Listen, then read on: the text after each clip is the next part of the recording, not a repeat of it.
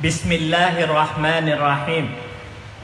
Assalamualaikum warahmatullahi wabarakatuh. Waalaikumsalam. Innal hamdalillah nahmaduhu wa nasta'inuhu wa nastaghfiruh wa na'udzu billahi min shururi anfusina wa min sayyiati a'malina. May yahdihillahu fala mudilla lahu wa may yudlil fala hadiya lahu. Nashhadu an la ilaha illallah wahdahu la syarika lah wa nashhadu anna Muhammadan abduhu wa rasuluh. Allahumma salli ala sayyidina Muhammad wa ala alihi wa sahbihi wa man wala. Usikum wa nafsi bitaqwallah faqad fazal muttaqun. Wa qad qala ta'ala fi kitabihil aziz, ya ayyuhalladzina amanu taqullaha haqqa tuqatih wa la tamutunna illa wa antum muslimun wa ba'd. Ikhwanu fiddin rahimakumullah. Bapak-bapak, ibu-ibu dan saudara-saudara sekalian yang dirahmati oleh Allah Subhanahu wa taala. Alhamdulillah, kita panjatkan syukur kehadirat Allah. Allah memberikan dua nikmat besar kepada kita, nikmatul iman wal Islam.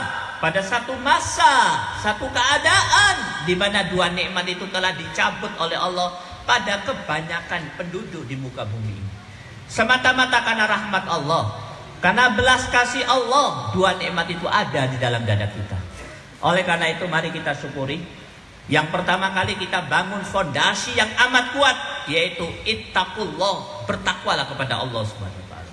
Kemudian di atas fondasi itu kita bangun amal. Oleh karena itu, pada kesempatan yang berbahagia ini saya wasiatkan pada diri saya, juga pada semuanya, marilah kita tingkatkan takwa kepada Allah Subhanahu wa taala. Takwa mempunyai banyak tanda, mempunyai banyak ciri. Makin banyak ciri dan tanda takwa yang kita kumpulkan, makin tinggi derajat takwa kita. Tapi sebaliknya, makin sedikit ciri takwa yang kita kumpulkan, ya makin rendahlah derajat takwa kita. Dari sekian banyak ciri takwa, ada satu ciri takwa yang tidak mungkin kita abaikan, karena amat sangat penting. Apa itu? Orang yang bertakwa tidak takut menghadapi keadaan apapun. Yang ditakuti hanya dua keadaan. Orang yang bertakwa tidak takut mati. Mati jumpa kekasih Allah Subhanahu wa taala. Orang yang bertakwa tidak takut sakit. Sakit perontok dosa. Orang yang bertakwa tidak takut musibah. Musibah tambah pahala. Orang yang bertakwa tidak takut umur panjang. Umur panjang peluang beramal makin banyak. Terus apa yang ditakwilkan oleh orang yang bertakwa? Dari penyelidikan kami terhadap sejarah orang-orang yang bertakwa, sirah para sahabat dan tabi'in, kami mengambil satu kesimpulan bahwa orang yang bertakwa hanya takut pada dua keadaan. Yang pertama, takut di hadapan pengadilan Allah amalnya runtuh. Allah Subhanahu wa taala berfirman, "Wa qadimna ila ma 'amilu min 'amalin faja'alnahu haba'an mansura." Pada saat dia membawa amalnya di hadapan pengadilan Allah dengan suatu harapan bisa mendapat ridho dan jannatullah, mendapatkan surga dan ridho Allah, tiba-tiba Allah berkata, faja'alnahu haba'an mansura, aku jadikan amalmu runtuh, hilang bagaikan debu berterbangan. Salatnya 40 tahun, haba'an mansura. Puasanya 50 tahun, haba'an mansura, runtuh, hilang bagaikan debu yang berterbangan. Itu yang paling ditakutkan. Yang kedua, apa yang paling ditakutkan oleh orang yang bertakwa? Masuk neraka. Pak, di setiap acara yang paling nikmat itu makanannya. Kalau ibu pulang dari satu acara pasti ditanya oleh anak, makanannya apa, Bu? Memang di setiap acara yang paling enak makanan. Kalau kita pulang dari Bandung, istri bertanya, di Bandung makanannya apa? Kata di neraka yang paling nikmat makanannya, dan makanannya itu adalah siksa.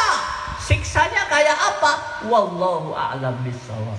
Allah Subhanahu wa taala berfirman di dalam surat Ad-Dukhan 4 ayat 43. Inna syajara zakum ta'amul asim kalmuhl yaghli fil butun kaghalil hamim. Sesungguhnya makanan di neraka itu seperti lelehan timah. Lelehan timah itu adem apa dingin? Panas. Yaghli fil butun kaghalil hamim. Mendidih di perut seperti mendidihnya air panas. Hancur ususnya, hancur perutnya, hancur badannya, hancur dirinya, hancur pula orang di sekitarnya. Itu makanan di neraka. Siksaannya kayak apa? Wallahu a'lam bishawab. Manufiddin rahimakumullah. Ustaz, Rasulullah bersabda, al-mu'min kayyisun fatin. Mu'min itu cerdas. Tanda kecerdasannya, di majlis ini kita harus bertanya, apa amalan yang harus kami lakukan supaya kami tidak masuk neraka, supaya kami tidak runtuh amal kami di hadapan Allah. Alhamdulillah sudah dijawab oleh ulama. Ada 70 amalan, dan pada kesempatan ini saya akan menyampaikan salah satunya, dan ini amanah daripada para ulama, para kiai yang lurus dan berani di negeri ini meminta saya untuk menyampaikannya. Walaupun pada sebagian orang sudah pernah saya sampaikan, tapi ini karena forum besar saya akan sampaikan. Amalan apa itu yang bisa menjadi penghalang kita masuk neraka dan penghalang supaya amal kita tidak runtuh di hadapan Allah? Amalan itu kata ulama adalah berpihak kepada al-haq, berpihak kepada Islam. Kalau kita berpihak kepada Islam, insya Allah tidak akan masuk neraka dan tidak akan runtuh amal kita. Tapi sebaliknya, kalau tidak berpihak kepada Islam, runtuh amal kita di hadapan pengadilan Allah dan dimasukkan ke dalam neraka. Berpihak kepada Islam itu apa? Mari saya ceritakan 3 fenomena.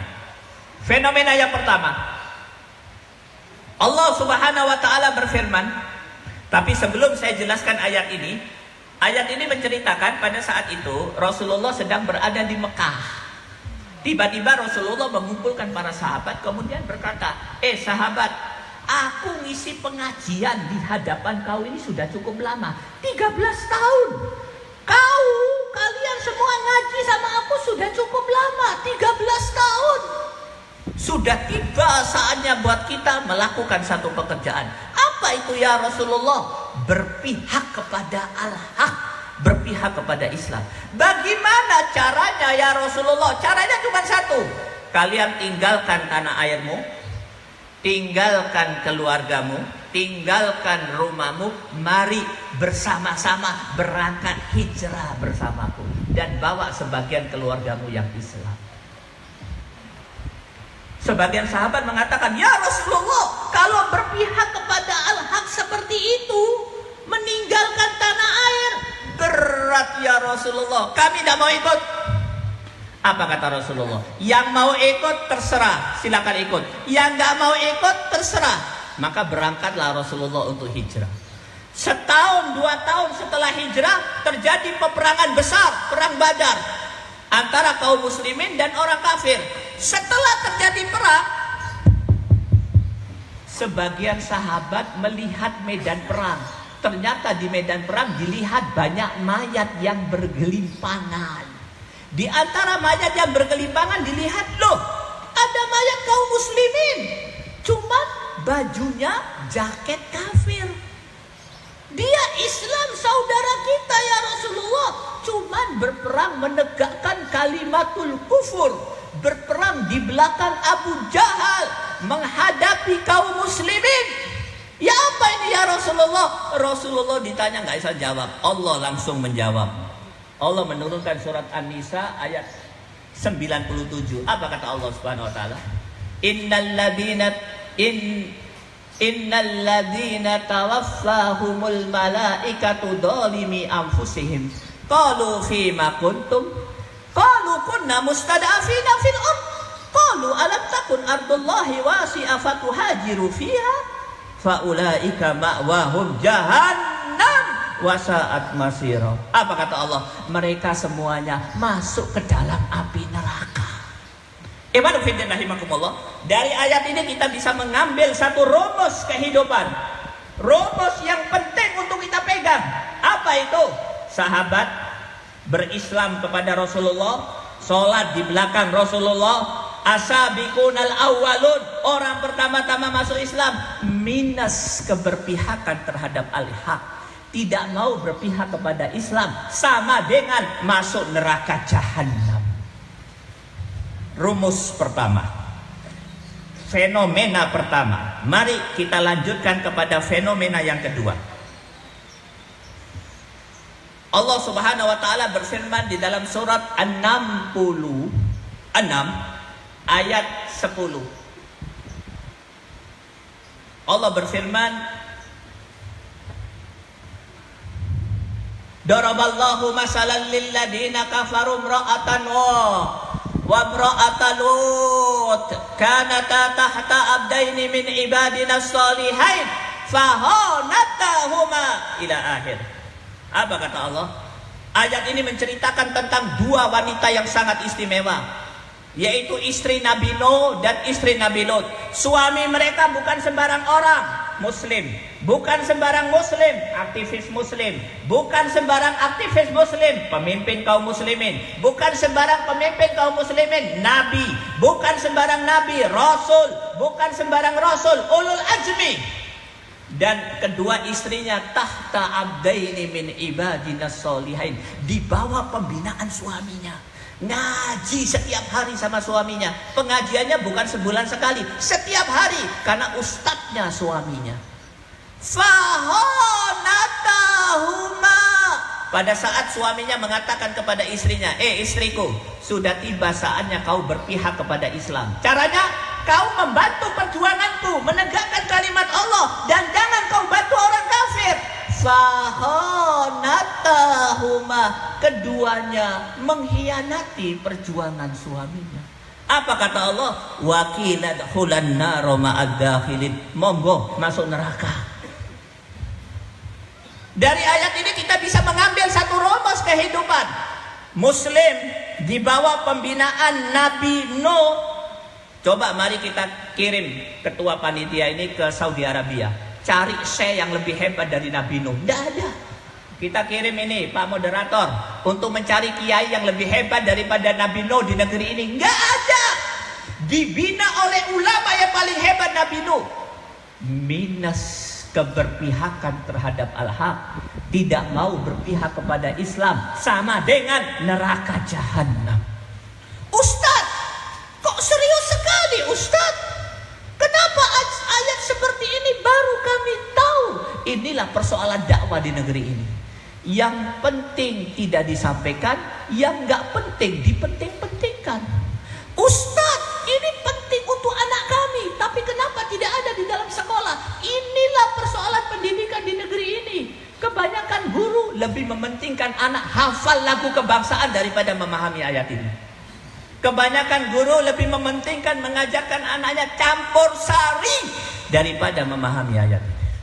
Mari saya lanjutkan kepada fenomena yang ketiga.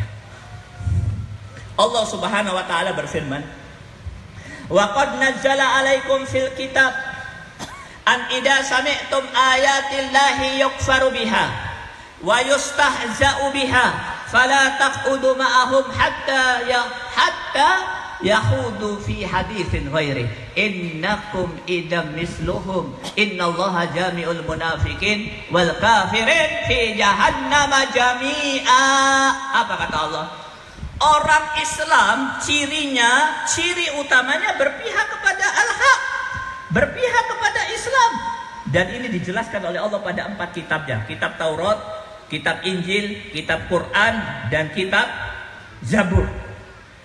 Tanda orang yang berpihak kepada al-haq itu apa? Kalau Islam dilecehkan, kalau Allah dihina, kalau Rasul dilecehkan, mereka nggak terima. Begitu pentingnya ayat ini untuk kita fahami. Oleh Allah di ayat yang pendek ini dijelaskan SOP. Apa kata Allah? Kalau kau duduk di satu majelis, tiba-tiba ada orang di depan kau menghina Allah, menghina Quran, menghina Islam, menghina ulama yang lurus. Apa kata Allah? Fala taq'udu ma'ahum. Kau jangan duduk dengan mereka, tinggalkan. Ya Rasulullah, ya Allah, dah enak ya Allah, kami sungkan. Bagaimana dengan tepo seliro? Apa kata Allah? La sungkan wala tepo seliro. Tinggalkan. Ya Allah, kalau kami tidak mau tinggalkan bagaimana? Innakum idam misluhum. Pada hari itu kau sama dengan mereka, sama dengan orang kafir. Bagaimana dengan sholatku 40 tahun ya Rasulullah? Haba'am mansura. Sholatmu bagaikan debu berterbangan. Puasaku 50 tahun, kata Allah, haba'am mansura, hilang bagaikan debu yang berterbangan. Bahkan apa kata Allah di ayat ini, di akhir kalimat, innallaha jami'ul munafikin wal kafirin fi jahannama jami'ah. Kau akan jadi munafik dan akan dikumpulkan dengan orang kafir di neraka jahanam. Yang kafir siapa? Yang menghina Al-Quran. Yang munafik yang mendengar tapi tak ada respon. Padahal orang munafik itu nerakanya di bawah, orang kafir di atas dia. Wal iyadu billah. Ustadz ini kenapa ngajarin ayat yang terlalu get-getan, terlalu cepat Ustadz? Nanti 5 tahun lagi. Saya jawab, ampun, terlambat. Kenapa terlambat? Rasulullah bersabda, pada satu waktu Rasulullah lagi duduk di hadapan sahabat, tiba-tiba Rasulullah berkata, apa kata Rasulullah? Kaifa an'am wa sahibal qarni qadil taqamal qarn wantadurun amr mata yu'maru bin nakhf fayanfuhu faka'anna dzalika sakula ala ashabin nabi. Apa kata Rasulullah? Sampai kapan kita ngaji santai-santai? Sampai kapan kita hidup santai terus? Sampai kapan? Padahal malaikat peniup sangkakala sudah memasukkan sangkakala ke dalam mulutnya. Tidak ada yang ditunggu kecuali satu, perintah Allah. Kalau Allah mengatakan tiup, kiamat. Allah mengatakan sebut, kiamat. Sudah masuk di mulut. Tidak ada yang ditunggu, cuma perintah Allah saja. Dari hadis ini maka para ulama mengambil satu kesimpulan, tidak ada kejadian, tidak ada event, tidak ada peristiwa yang lebih siap daripada hari kiamat. Ihwanufiddin rahimakumullah. Ihwanufiddin rahimakumullah. Dari 3 fenomena tersebut, maka saya akan memberikan satu kesimpulan. Sahabat tidak berpihak kepada al-haq, neraka jahanam. Istri Nabi ngaji dibina oleh Nabi, tidak berpihak kepada al-Islam, neraka jahanam. Salat, puasa, zakat, haji, tidak berpihak kepada al-haq, ujung-ujungnya neraka jahanam dan menjadi orang munafik. Ustadz, berarti berpihak kepada al-haq penting? Penting. Kenapa hal ini saya sampaikan hari ini? Kenapa? Pak, hari ini kita berada di zaman fitnah. Apa tanda zaman fitnah tersebut? Salah satu tandanya, kalau hari ini kita berpihak kepada al-haq, 1 juta semata negatif diberikan kepada kita. Teroris kah? Iya, kalau teror diiris-iris. Khawarij kah? Intoleran kah? Makar kah? Tidak sesuai dengan kebinekaan kah? Walhasil, kalau orang berpihak kepada al-haq dianggap bandit nomor 1. Disiapkan penjara. Ceramah saja tidak boleh. Padahal tidak ada yang dia lakukan illa wahid, berpihak kepada al-haq. Pak, kalau kita pelajari sejarah Nabi dan Rasul, maka para ulama mengambil satu kesimpulan. Ciri utama Nabi dan Rasul yang paling utama berpihak kepada al-haq. Mari saya tunjukkan Nabi Ibrahim. Mari kita pelajari falsafah Nabi Ibrahim. Nabi Ibrahim ini kisahnya banyak di dalam Al-Quran. Cuman sayang, kebanyakan kaum muslimin kalau membaca kisah Nabi Ibrahim tidak mengambil falsafah hidupnya. Paling banter mengambil nama Ibrahim untuk nama anaknya. Terlalu primitif mensikapi Nabi Ibrahim. Mari saya ceritakan. Apa kata Allah Subhanahu wa taala? Allah berfirman di dalam surat Al-Baqarah 131. Idh qala lahu rabbuhu aslim qala aslamtu li rabbil alamin. Pada saat itu Allah berkata kepada Nabi Ibrahim, Ibrahim, berislamlah kau. Tunduklah kau kepada undang-undangku. Pasrahkan hidupmu untuk aku. Tunduklah kau kepada kitabku. Apa kata Ibrahim? Aslamtu li rabbil alamin. Aku tunduk kepada Engkau ya Allah, penguasa alam semesta. Tapi sayang, kebanyakan kaum muslimin tidak seperti Nabi Ibrahim. Kalau ada perbedaan antara apa yang diinginkan oleh Allah dan manusia, dia tinggalkan Allah, dia ambil manusia. Kalau beda antara kebijakan Allah dan kebijakan raja, pemimpin, kerajaan, dia tinggalkan Allah, dia ikuti pemimpin. Tapi Nabi Ibrahim, aslamtu li rabbil alamin. Mari saya ceritakan Nabi Ibrahim dites oleh Allah. Apa kata Allah? Ibrahim, kalau kau mau tunduk kepadaku, mari sini kau. Kau bawa anakmu. Anak yang mana ya Allah? Anak yang paling kau cintai. Masih bayi. Ya, bayi itu. Dan istrimu. Istri yang mana? Istri yang kau cintai. Dibawa kemana? Biwadin ghairi di zara'in inda baitikal muharram. Rabbana liyuqimus shalah. Bawa ke tanah tandus. Tak ada pohon, tak ada kembang, tak ada air, tak pernah dilewati orang, tidak ada yang mau tinggal di situ. Terus diapakan? Tinggalkan anak istrimu. Setelah itu kau bali'ah. Saya tinggalkan mereka. Nah, kenapa ya Allah? Supaya mereka bisa mendirikan sholat. Dikerjakan oleh Nabi Ibrahim. Pada saat Nabi Ibrahim melakukan itu, semua orang mengatakan Ibrahim telah gila. Ya Ibrahim, kau tinggalkan anak istrimu di tanah tandus. Nah, kau tidak survei dulu kah? Ada PDAM atau PLN? Kalau pulsamu habis, ada Alfamart atau Indomaret? Ada warung kah atau ada warung kopi? Apa kata Nabi Ibrahim? La Alfamart wala Indomaret, wala PDAM wala PLN, wala token wala pulsa, walakin aslamtu li rabbil alamin. Itu Nabi Ibrahim. Aku tunduk kepada Allah, berpihak kepada Al-Haq. Cuman sayang, kalau hari ini kita berpihak kepada Al-Haq di masyarakat kita, di tanah di mana kita dilahirkan, di langit di mana kita junjung tinggi, di tempat yang padanya kita punya nostalgia indah, kita dikatakan bandit nomor wahid, melebihi jahatnya orang kafir. Ada apa ini? Fitnah. Apa tanda fitnah yang lain? Pak, para pengamat, para ulama mengambil satu kesimpulan. Kenapa hal ini saya sampaikan? Hari ini terjadi fitnah besar di negeri ini. Fitnah apa itu? Belum pernah terjadi di Eropa, terjadi di sini. Tidak terjadi di negara barat, terjadi di sini. Apa itu? Pelecehan terhadap Islam sampai kepada puncaknya. Banyak maaf, sedikit vulgar, tapi saya perlu sampaikan. Ada seorang wanita kafir, Cina pula. Dia telanjang bulat, dia ambil Al-Quran, dia sobek, dia taruh di pantatnya. Kemudian dia share fotonya, kemudian dia berkata di medsos, saya yang melakukan. Siapa yang berani? Sini kau. Tidak ada respon dari kaum muslimin, kecuali sedikit. Mana itu Laskar Islam? Mana itu pemuda Muhammadiyah? Apa namanya laskar di sini? Kokam mana? Tak ada respon. Begitu jeleknya tempat di mana kita berada ini.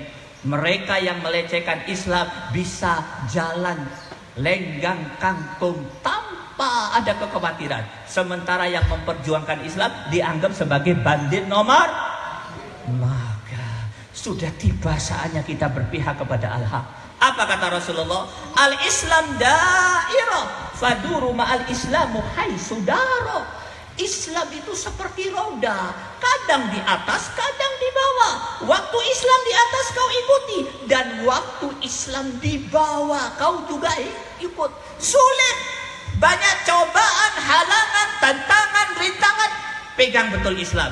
seperti orang yang kaghamidil jamar, seperti yang memegang bara api, tidak dipegang dosa, dipegang hancur kulitnya, hancur dagingnya, hancur tulangnya, pegang dia. Takbir. Allahu Akbar. Kalah sama orang Jakarta. Takbir. Allahu Akbar. Takbir sekali lagi supaya mimbar ini goyang. Takbir. Allahu Akbar. Ihwanufiddin rahimakumullah. Kenapa hal ini saya sampaikan? Pak, hari ini kita hidup di satu masa di mana orang kafir sudah sampai kepada puncak kesombongannya. Mereka melakukan 3 hal sebagaimana yang dijelaskan oleh Allah. Wa id yamkuru bikal ladina kafaru liyusbitu aw yaqtuluk aw yukhrijuk wa yamkuruna wa yamkurullah wallahu khairul makirin. Hari ini sudah terjadi. Apa kata Allah? Orang kafir mempunyai 3 karakter. Dijelaskan oleh Allah di dalam surat Al-Anfal ayat 30. Apa 3 karakternya? Berusaha ingin membunuh kaum muslimin, berusaha ingin mengusir kaum muslimin, dan berusaha ingin memenjarakan kaum muslimin. Nampakkah hal itu hari ini bapak-bapak sekalian? Nampak? Mari saya tunjukkan teman saya baru pulang dari Rohingya. Dia cerita sama saya, Ustadz, di situ ada saya melihat ada seorang wanita muda menggendong bayi namanya Nyonya Lumintu. Nyonya Lumintu menangis di hadapan seonggokan arang.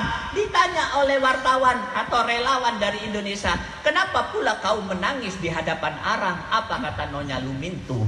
Ini bukan sembarang arang. Ini apa? Ini adalah puing-puing tulang bapakku dan puing-puing reruntuhan rumahku. Loh, apa yang terjadi? Yang terjadi, bapakku diikat di kursi, di tengah rumahku, gubukku dibakar, hancur gubukku, mati pula bapakku.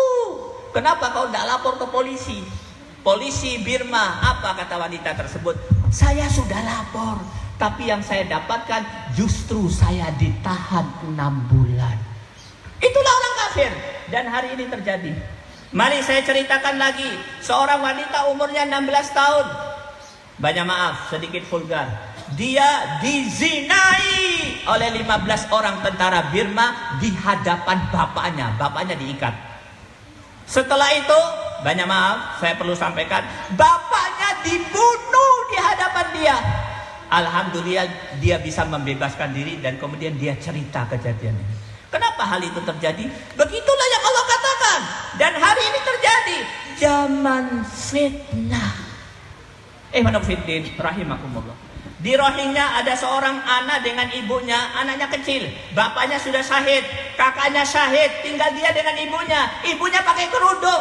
Sama orang kafir tidak senang melihat ibu dan anak. Padahal ibu dan anak tidak mengganggu mereka. Dibuat latihan sniper, ditembak ibu, mati pula sang ibu. Anaknya kecil, tidak bisa membedakan ibu ini tidur atau mati.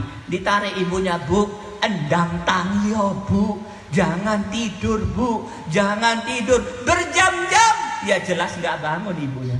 Alhamdulillah datang relawan dari Indonesia, diangkat, nak, ibuku sudah mati. Ihwanufiddin rahimakumullah. Mari kita berpihak kepada al-haq. Dan tiba saatnya sekarang. Ustadz, bagaimana caranya? Cara berpihak kepada al-haq ada banyak. Yang pertama, sebelum saya sampaikan, saya ingin sampaikan, sepekan yang lalu atau di dalam pekan ini, pimpinan kekafiran di muka bumi ini, Presiden Amerika, melakukan sesuatu yang paling menyakitkan kaum muslimin. Yang disenggol oleh dia bukan kaki kaum muslimin, tapi jantung kaum muslimin, Masjid Al-Aqsa. Umat ini telah memberikan orang terbaiknya untuk merebut Al-Aqsa. Di antaranya Abu Bakar, Umar Ibn Khattab, Salahuddin Al-Ayyubi, Syekh Ahmad Yasin, dan para mujahidin Palestina. Datang pimpinan kekafiran dan antek-anteknya dia menghina kaum muslimin dengan mau mencaplo Al-Aqsa. Dan dia lakukan di zaman sekarang, zaman di mana umat akan terbagi menjadi 2 kelompok besar, Ashabul Kahfi dan Ashabul Ashabul bukan kahfi, ashabul dajjal dan ashabul imam Mahdi terjadi. Apa respon kaum muslimin? Belum berarti, hanya demo. Maka iman fiddin rahimakumullah, apa yang harus kita lakukan? Yang pertama, tingkatkan keimanan. Mari kita baca satu ayat. Sengaja saya sampaikan ayatnya, mohon dicatat, dibaca di rumah, dan jadikan ayat ini sebagai oleh-oleh dari pengajian ini. Dan ini lebih penting daripada makanan yang kita makan. Catat baik-baik. Surah 8 ayat 45. Apa kata Allah Subhanahu wa taala? Ya ayyuhalladzina amanu idza laqitum fi'atan fasbutu wa dzkurullaha katsiran la'allakum tuflihun. Apa kata Allah? Orang beriman, kalau kau mau menang di akhirat, dapat ridho Allah dan surga, menang di dunia tetap istiqomah berpegang teguh kepada Al-Quran, lakukan satu pekerjaan. Pada saat orang kafir memukul genderang perang, pada saat berjumpa dengan orang kafir, lakukan satu pekerjaan. Saat itu sudah terjadi, bapak-bapak sekalian. Orang kafir sudah memukul genderang perang. Kekuatan Cina di negeri ini yang masuk ke Indonesia ini sudah lebih dari 10 juta. Saya ceritakan kepada bapak-bapak sekalian, di kota pelabuhan perbatasan dengan Malaysia, yaitu Tanjung Balai Asahan, itu setiap hari masuk 600 orang Cina. Dari Cina tanpa visa, tanpa paspor. Saya diberitahu oleh panitia waktu saya ngisi pengajian di Pekanbaru. Saya bilang berapa? 600 setiap hari, setiap bulan. Enggak Ustaz, setiap hari. Setiap minggu. Setiap hari Ustaz. Kata, loh, kalau setiap hari 600, saulan piro, mau ditaruh di mana? Apa kata dia? Mari Ustaz, tak tunjukkan. Saya dibawa di perkebunan kelapa sawit. Kata mereka, Ustaz, ini luasnya berapa hektar? Ratusan ribu hektar.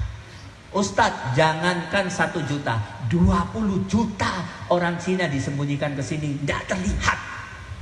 Wanufiddin rahimakumullah. Apa yang terjadi? Kaum muslimin masih tenang-tenang, adem ayam, sibuk dengan sate dan soto. Orang kafir sudah membangun satu kekuatan. Di seluruh wilayah perbatasan negeri ini dimasuki Cina. Kemarin saya dapat informasi, teman saya baru pulang dari Halmahera ke rumah istrinya. Apa dia bilang? Halmahera sudah masuk Cina. Dari mana? Dari Cina mendarat di Filipina, dari Filipina ke Manado, dari Manado ke Halmahera. Subhan, jumlahnya sudah ribuan.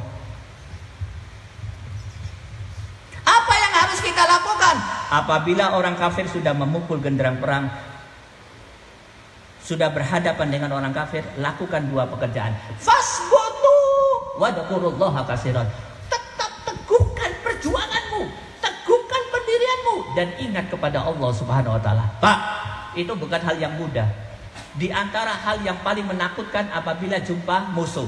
Orang kalau jumpa musuh ketakutan, kepoyo-kepoyo. Tapi orang ini karena imannya kuat, pada saat jumpa musuh, fasbutu wa dzkurullaha katsiran. Pada saat jumpa musuh, dia bisa teguhkan perjuangan dan selalu ingat kepada Allah. Apa sebabnya?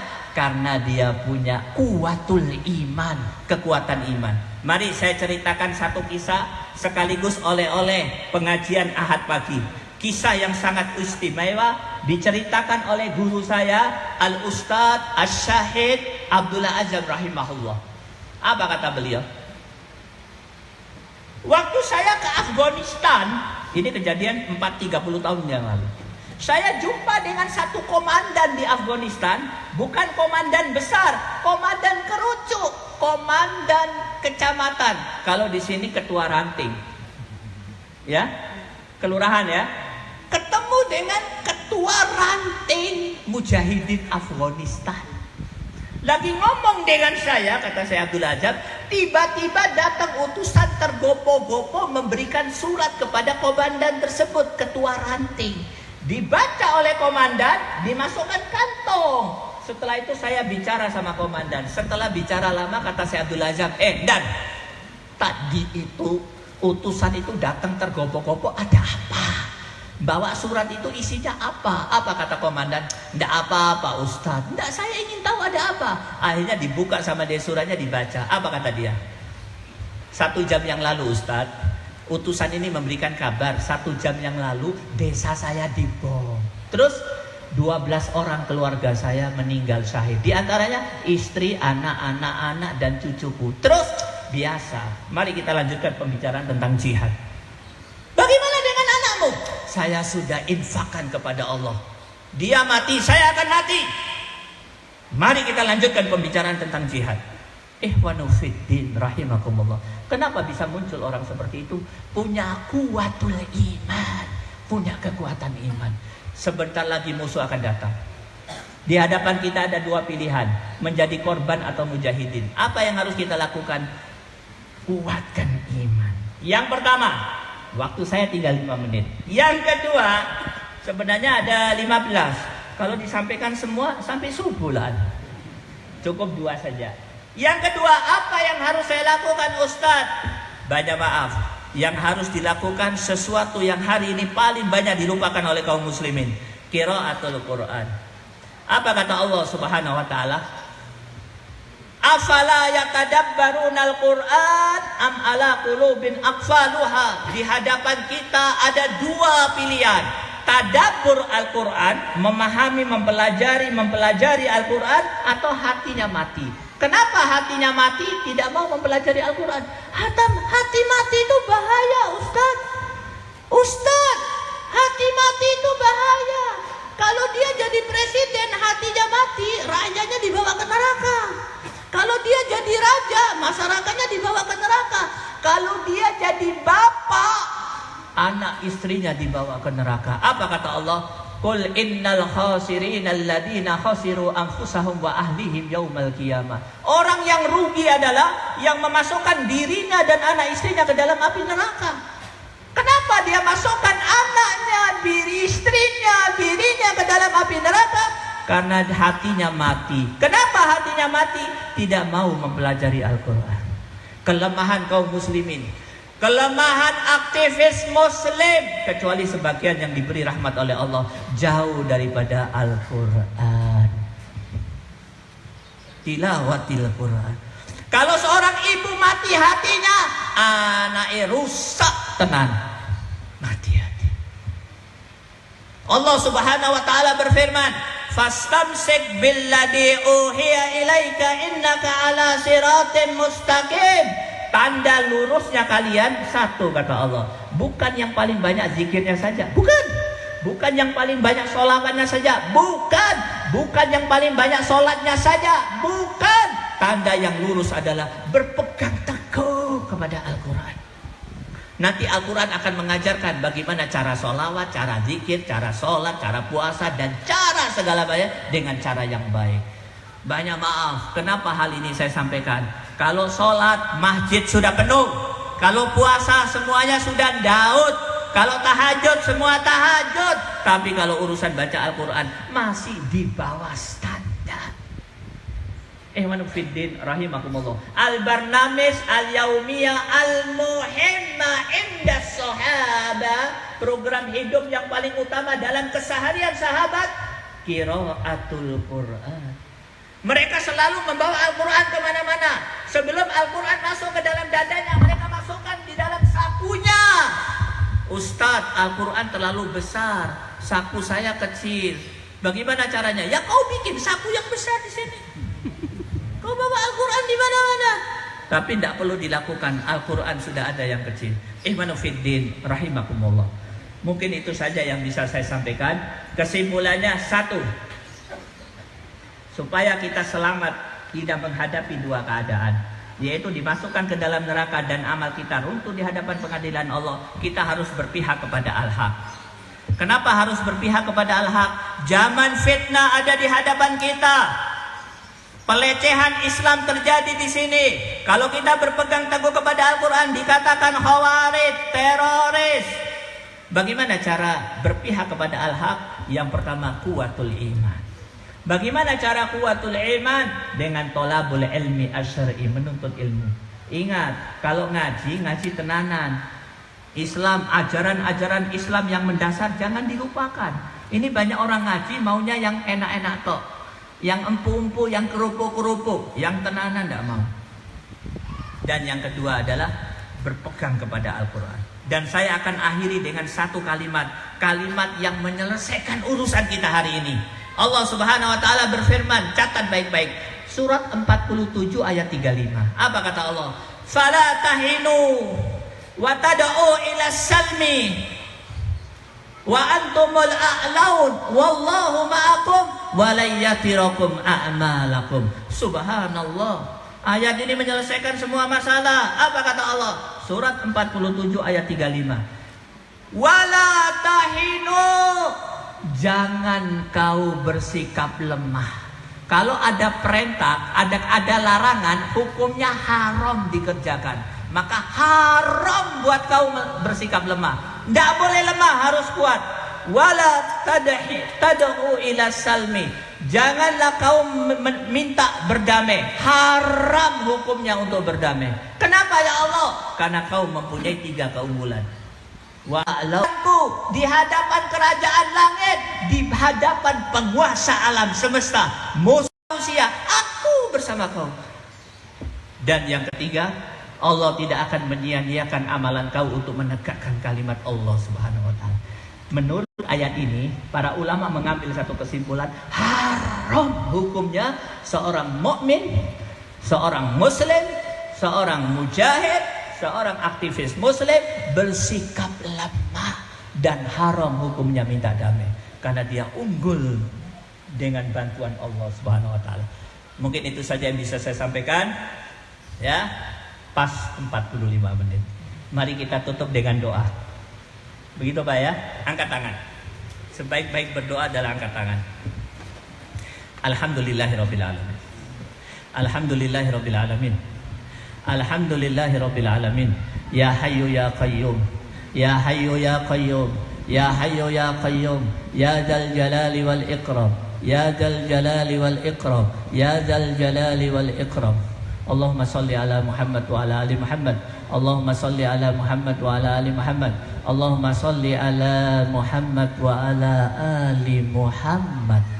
Allahumma ighfir lil mu'minina wal mu'minat wal muslimina wal muslimat wa alif baina qulubihim wahdihim subulas salam wa akhrijhum ila dhulumati ila nur wa jannibhumul fawahisha ma dhahara minha wa ma batan wa barik lahum fi asma'ihim wa absarihim ma abqaitahum waj'alhum syakirina li ni'amik musnina bihi alaik qabiliha wa admimha alaihim ya rabbal alamin. Allahumma ansur kitabaka wa dinaka wa ibadakal mu'minin. Allahumma adhibil kuffar wal munafiqin alladhina yasudduna an sabilik wa yubaddiluna dinak wa yu'aduna al mu'minin. Allahumma ansur muslimina wal mustada'afina wal mujahidina fi Palestin wa fi Afghanistan wa fi Suria wa fi Afrika wa fi Rohingya wa fi Patani wa fi baladina hadha Indonesia wa fi kulli makan wa fi kulli zaman.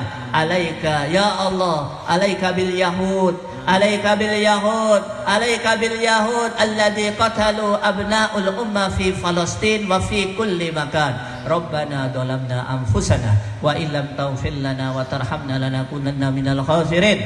Rabbana la tuzigh qulubana ba'da idh hadaitana wa hab lana min ladunka rahmah innaka antal wahhab. Allahumma inna nas'aluka husnal khatimah. Allahumma inna nas'aluka husnal khatimah. Allahumma arzuqna taubatan nasuhan qabla al-maut. Allahumma ya muqallibal qulub tsabbit qulubana ala dinik. Allahumma rabbana ighfir lana wa li ikhwanina alladhina sabaquna bil iman wa la taj'al fi qulubina ghillan lil ladzina amanu rabbana innaka ra'ufur rahim. Allahumma alif baina qulubina kama alafta baina qulubil muhajirin wal ansar. Rabbana hab lana min azwajina wa dhurriyyatina qurrata a'yun waj'alna lil muttaqina imama. Rabbana atina fid dunya hasanah wa fil akhirati hasanah wa qina adzaban nar. Subhana rabbika rabbil izzati amma yasifun wa salamun alal mursalin walhamdulillahi rabbil alamin. Wabillahi taufiq wal hidayah. Wassalamu alaikum warahmatullahi wabarakatuh.